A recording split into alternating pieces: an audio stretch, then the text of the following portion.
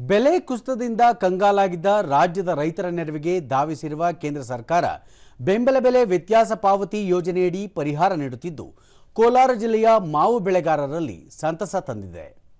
ಪ್ರತಿ ಕ್ವಿಂಟಾಲ್ಗೆ 1616 ರೂಪಾಯಿ ಬೆಂಬಲ ಬೆಲೆಯಡಿ ಮಾವನ್ನು ಖರೀದಿಸುತ್ತಿದ್ದು ನೇರ ನಗದು ವರ್ಗಾವಣೆಯ ಮೂಲಕ ರೈತರ ಬ್ಯಾಂಕ್ ಖಾತೆಗಳಿಗೆ ಹಣ ಪಾವತಿಸಲಾಗುತ್ತಿದೆ.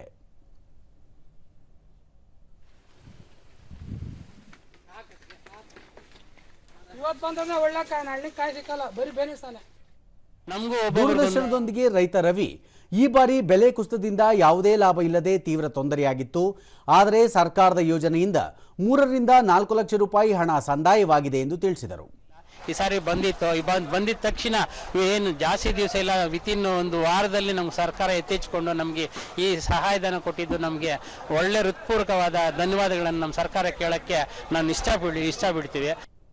ಮತ್ತೋರ್ವ ರೈತ ಮಂಜುನಾಥ್ ಸಂಕಷ್ಟದ ಸಂದರ್ಭದಲ್ಲಿ ಕೇಂದ್ರ ಹಾಗೂ ರಾಜ್ಯ ಸರ್ಕಾರಗಳು ರೈತರ ನೆರವಿಗೆ ಧಾವಿಸಿದ್ದು ತುಂಬಾ ಅನುಕೂಲವಾಗಿದೆ ಎಂದು ಹೇಳಿದರು.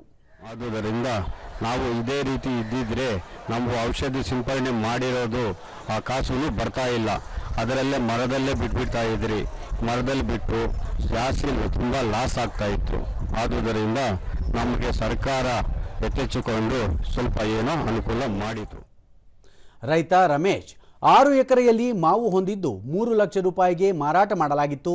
ಮಾರಾಟವಾಗದಿದ್ದ ಮಾವಿಗೆ ಸರ್ಕಾರ ಪರಿಹಾರ ನೀಡಿರುವುದರಿಂದ ತುಂಬಾ ಅನುಕೂಲವಾಗಿದೆ ಎಂದು ಸಂತಸ ವ್ಯಕ್ತಪಡಿಸಿದರು. ನಮಗೆ 1 ಎಕರೆಗೆ ಇಷ್ಟು ಅಂತ ಫಿಕ್ಸ್ ಮಾಡಿ ಟನ್ ಲೆಕ್ಕ ಫಿಕ್ಸ್ ಮಾಡಿ ನಮಗೆ ಒಂದಷ್ಟು ಅನುಕೂಲ ಮಾಡಿದ್ರು. ನಾವು ಭಾರಿ ಒಳ್ಳೆ ನಮ್ಗೆ ಅನುಕೂಲ ಆಯಿತು.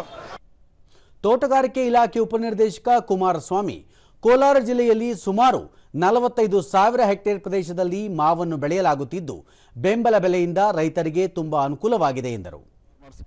ಸ್ವಲ್ಪ ಟೆಕ್ನಿಕಲ್ ಇಶ್ಯೂಸ್ ಇದೆ, ಆಧಾರ್ ಮಿಸ್ ಮ್ಯಾಚ್ ಈ ರೀತಿ, ಅದು ಕೂಡ ಅದನ್ನ ನಮ್ಮ ಮ್ಯಾಂಗೋ ಬೋರ್ಡ್ ಸಿಬ್ಬಂದಿಯವರು ಅದನ್ನು ಕೂಡ ಮಾಡ್ತಿದ್ದಾರೆ. ಅದು ಕೂಡ ಸುಮಾರು 1.57 crores ಬಾಕಿ ಇದೆ. ಅದು ಟೆಕ್ನಿಕಲ್ ಇಶ್ಯೂಸ್ ಸಾಲ್ವ್ ಮಾಡಿಸಿ ಅದನ್ನು ಕೂಡ ರೈತರ ಖಾತೆಗೆ ಜಮೆ ಮಾಡೋಕ್ಕೆ ಕ್ರಮ ವಹಿಸಲಾಗಿದೆ.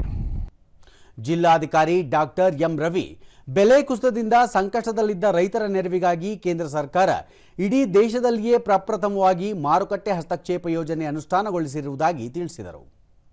ರಿಜಿಸ್ಟ್ರೇಷನ್ ಮಾಡಬೇಕು.